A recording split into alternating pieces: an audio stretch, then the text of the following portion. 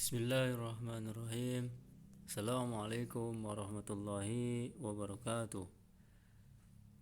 Ketemu lagi ya di serial pembelajaran kimia kelas 10 yang akan kita lanjutkan dengan sifat keperiodikan unsur.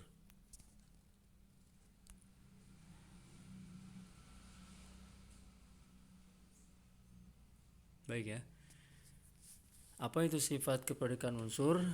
Sifat periodik adalah sifat yang berubah secara beraturan sesuai dengan kenaikan nomor atom, yaitu dari kiri ke kanan dalam setiap periode atau dari atas ke bawah dalam satu golongan.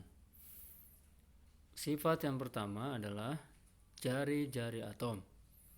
Jari-jari atom adalah jarak dari inti atom hingga kulit elektron terluar. Jadi semakin banyak kulitnya, maka semakin besar jari-jari atomnya.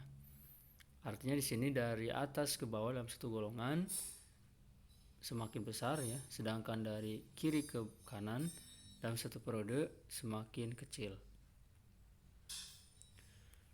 Kemudian bagaimana kita menjelaskan kecenderungan jari-jari atom tersebut? Untuk unsur-unsur segolongan, semakin banyak kulit atom, semakin besar jari-jarinya. Untuk unsur-unsur seperiode, semakin besar muatan inti, semakin kuat gaya tarik inti terhadap elektron sehingga semakin kecil jari-jarinya. Itu untuk jari-jari atom yang tidak bermuatan. Kalau yang sekarang adalah jari-jari ion ya. Yang ada muatan kita kenal untuk ion positif disebut kation dan ion negatif disebut anion. Nah, ini untuk ion positif mempunyai jari-jari yang lebih kecil, sedangkan ion negatif mempunyai jari-jari yang lebih besar ya. Nah, sifat yang ketiga dari keperiodikan unsur adalah energi ionisasi. Apa itu energi ionisasi? Besarnya energi yang diperlukan untuk melepas satu elektron dari suatu atom netral dalam wujud gas, sehingga terbentuk ion berwujud gas dengan muatan positif 1. Nah, dalam satu golongan dari atas ke bawah, jari-jari atom bertambah besar, sehingga gaya tarik inti terhadap elektron terluar semakin lemah. Oleh karena itu, energi ionisasi berkurang. Sedangkan dalam satu periode, sebagaimana telah dijelaskan ketika membahas jari-jari atom tadi ya, gaya tarik inti bertambah. Oleh karena itu, energi ionisasi juga bertambah. Nah, kemudian sifat yang keempat adalah afinitas elektron, yaitu kebalikan dari energi ionisasi ya. Afinitas elektron itu apa? Yaitu energi yang menyertai penambahan satu elektron pada suatu atom netral dalam wujud gas membentuk ion bermuatan negatif 1. Dalam satu golongan, dari atas ke bawah, afinitas elektron cenderung berkurang. Sedangkan dalam satu periode, dari kiri ke kanan, afinitas elektron cenderung bertambah. Kecuali unsur alkali tanah dan gas mulia. Alkali tanah golongan 2A ya, dan gas mulia itu golongan 8A.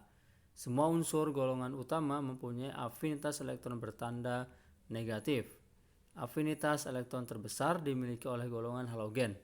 Halogen itu adalah yang 7A ini ya. Baik, selanjutnya sifat yang kelima adalah keelektronegatifan, yaitu suatu bilangan yang menggambarkan kecenderungan relatif suatu unsur menarik elektron ke pihaknya dalam suatu ikatan kimia. Dalam satu golongan ya, dari atas ke bawah, keelektronegatifan itu semakin berkurang. Sedangkan sebaliknya dari kiri ke kanan dalam satu periode, keelektronegatifan semakin bertambah besar ini ya berarti. Nah, kemudian sifat yang lainnya yang keenam ada sifat logam dan sifat non logam. Sifat logam dikaitkan dengan elektropositif atau keelektropositifan ya, yaitu kecenderungan atom melepas elektron membentuk ion positif. Semakin besar energi ionisasi, semakin sukar bagi atom untuk melepas elektron dan semakin berkurang sifat logamnya. Nah, dari kiri ke kanan dalam satu periode ya, sifat logam itu berkurang, sedangkan sifat non logam bertambah besar ya. Sedangkan dalam satu golongan sifat logam bertambah besar, sedangkan sifat non logam bertambah kecil atau semakin berkurang. Nah, ada istilah lagi kereaktifan ya. Kereaktifan suatu unsur tergantung pada kecenderungan unsur tersebut melepas atau menarik elektron. Dari kiri ke kanan dalam satu periode, mula-mula kereaktifan menurun, kemudian bertambah hingga golongan 7A. Golongan 8A bersifat tidak reaktif ya. Karena golongan 8A ini sudah stabil, disebut juga golongan gas mulia. Nah, kemudian ya, beberapa golongan unsur dalam sistem periodik. Ini beberapa nama golongan unsur dalam SPU ya. Pertama ada istilah golongan 8A disebut dengan gas mulia. Disebut gas mulia karena semuanya berupa gas yang sangat stabil dan sangat sukar bereaksi dengan unsur yang lain. Kulit terluar yang terisi penuh menjadikan unsur bersifat tidak reaktif. Namun demikian ya, kripton atau Kr ya, xenon Xa dan radon Ra ya ternyata dapat dipaksa bereaksi dengan beberapa unsur. Kemudian ada golongan 7A yang disebut dengan halogen ya. Halogen dengan logam membentuk senyawa yang kita sebut garam. Kereaktifan unsur halogen berkurang dari F atau fluor ke I atau iodin ya. Semua unsur halogen golongan 7A itu berupa molekul diatomik ditemukan di alam ini. F2, Cl2, Br2, I2 berwarna dan bersifat racun. Kemudian golongan 1A disebut juga namanya adalah logam alkali. Unsur-unsur golongan 1A kecuali hidrogen ya disebut logam alkali karena unsur tersebut membentuk basa yang larut dalam air. Logam alkali mempunyai satu elektron valensi yang mudah lepas sehingga negatif 3 merupakan kelompok logam paling aktif ya. Dapat terbakar di udara dan bereaksi hebat dengan air.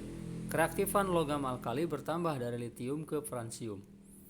Kemudian golongan 2A disebut juga logam alkali tanah. Unsur-unsur golongan 2A disebut logam alkali tanah karena dapat membentuk basa tetapi senyawa-senyawanya kurang larut dalam air ya. Ada istilah lagi unsur-unsur transisi. Berarti selain golongan utama ya. Yang simbolnya itu B. Unsur-unsur transisi mempunyai sifat-sifat khas yang membedakannya dari unsur golongan utama. Pertama, semua unsur transisi tergolong logam. Yang kedua, unsur transisi mempunyai kekerasan, titik leleh dan titik didih yang relatif tinggi ya. Banyak di antara unsur transisi membentuk senyawa-senyawa yang berwarna. Baiklah, anak-anakku sekalian, itulah sifat-sifat keperiodikan unsur. Bagi antum-antuna semua yang masih ada pertanyaan atau kurang dipahami, bisa dilihat lagi catatannya atau bukunya ya, buku paket yang telah antum atau antuna pegang ya. Dan kalau ada yang kurang dipahami boleh bertanya untuk yang putra ke Ustadz Budi Bahtiar. Kemudian untuk yang putri bisa bertanya ke Ibu Dian Amanah atau Ibu Sari Eka Elpani. Dari saya cukup sekian, mohon maaf. Syukron jazakumullahu khairan katsiran. Wassalamualaikum warahmatullahi wabarakatuh.